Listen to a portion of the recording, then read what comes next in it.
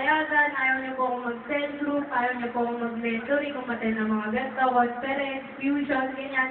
Pero nung simula naging active po ako, mas lalong nagkaroon ng heart sa puso ko, ay ng fire sa puso ko. Nag-heart sa puso ko.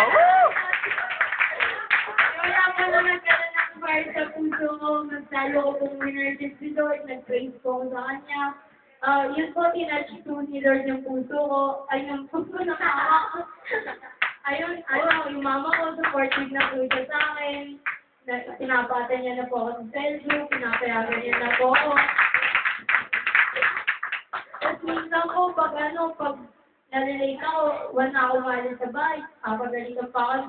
Hindi ka nakaabot sa church niyo, bilisan mo kong ilos, ganyan, magalit pa ko mo sa'yo. Para ako,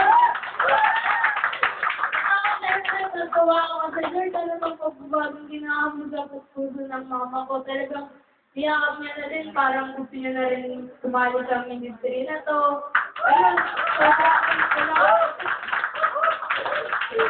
sobrang thankful talaga kay Lord kasi sa tinatch niya yung puso ng mama ko. Yun lang po, tagad mo sa